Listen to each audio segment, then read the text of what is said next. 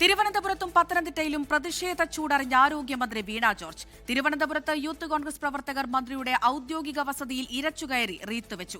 സുരക്ഷാ വീഴ്ചയിൽ cantonment എസ്പിയോട് commissioner വിശദീകരണം തേടി. പ്രതിഷേധത്തിന് പിന്നാലെ 25 യൂത്ത് കോൺഗ്രസ് പ്രവർത്തകർക്കെതിരെ കേസെടുത്തു. പത്തനംതിട്ടയിൽ വിവിധ പദ്ധതികളുടെ ഉദ്ഘാടനത്തിന് മുന്നോടിയായി മന്ത്രി പങ്കെടുത്ത സംഘാടക സമിതി യോഗം കോൺഗ്രസ് പ്രതിനിധികൾ ബഹിഷ്കരിച്ചു.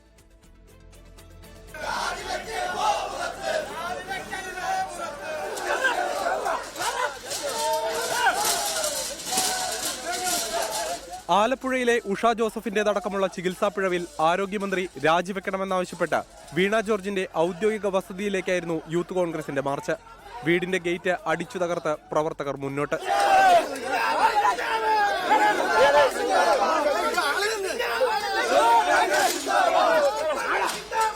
ഡ്യൂട്ടിയിലുണ്ടായിരുന്ന 3 പോലീസുകാരെ തള്ളിമാറ്റി പ്രവർത്തകർ വീടിന്റെ മുൻവശത്തെത്തി. പ്രധാന കവാടത്തിൽ റീത്തും വെച്ചു.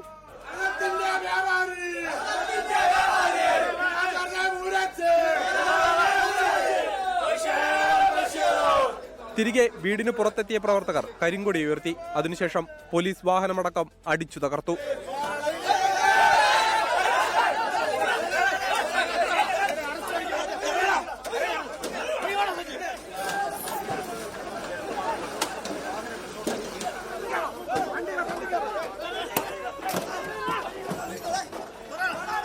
കൂടുതൽ പോലീസ് എത്തിയാണ് പ്രവർത്തകരെ തടഞ്ഞത്. പ്രദേശത്ത് സംഘർഷാവസ്ഥ തുടർന്നതോടെ യൂത്ത് കോൺഗ്രസ് പ്രവർത്തകരെ പോലീസ് അറസ്റ്റ് ചെയ്ത് നീക്കി.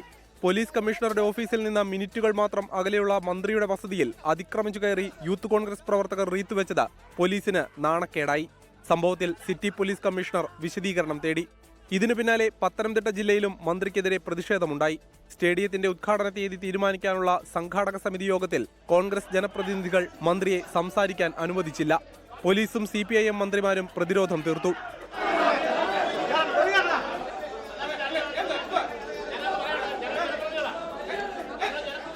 താൻ സംസാരിക്കുമ്പോൾ ആരും പ്രതിഷേധിച്ചില്ലെന്ന് മന്ത്രി വിശദീകരിച്ചു.